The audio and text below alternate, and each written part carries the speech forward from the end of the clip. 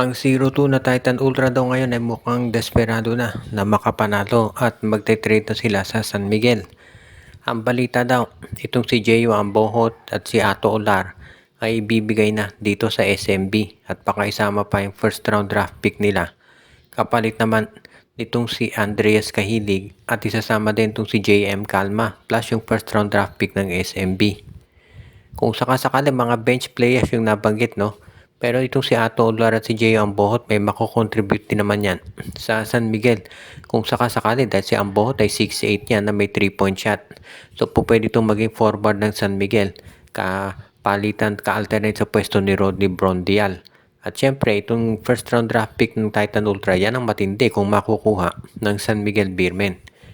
Yes, hindi nasasali dito sa darating na draft itong si Michael Phillips. Pero ganun pa man sa tingin ko maganda pa rin yung sitwasyon dito sa PBA lalo na't nakikita naman natin na mukhang marami pa rin tinatawag na mga options pagdating dito sa mga bagong players na sasali at magagamit dyan ng San Miguel yung nabanggit na draft pick.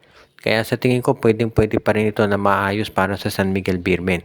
Kinakailangan lang talaga na ipakita nila na ready sila makipag-trade sa Titan. Kasi itong Titan Ultra parang ganado rin makipag-trade dahil syempre sunod-sunod nga yung talo nila kaya gusto nila na magkaroon ng panalo. Sa tingin ng management ng Titan Ultra, ang kinakailangan nilang gawin ay isang trade. Kaya nga itong mga nabanggit na players at draft picks ready na rin nilang bitawan para dito sa SMB. Kung sakasakali naman sa tingin ko, magiging maganda resulta nito para dito sa dalawang panig. Lalo na at ito namang koponan ni Coach Leo Austria, open naman makipag-trade dito sa koponan ni Coach Renzi Bahar. Kaya itong usapan na ito inaasahan natin na magmamaterialize na yan sa lalo't madaling panahon.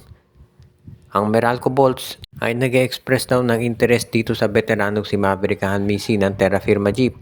Maganda nilaro ni Maverick Hanmisi para dito sa Terra Firma. Kaya nga ngayon mukhang ito yung nakikita nila na po pwedeng ma-acquire. Alam naman natin na itong si Maverick Hanmisi marami na experience, nakapaglaro na sa iba't ibang mga teams at parang yan yung hinahanap ngayon ng Meralco.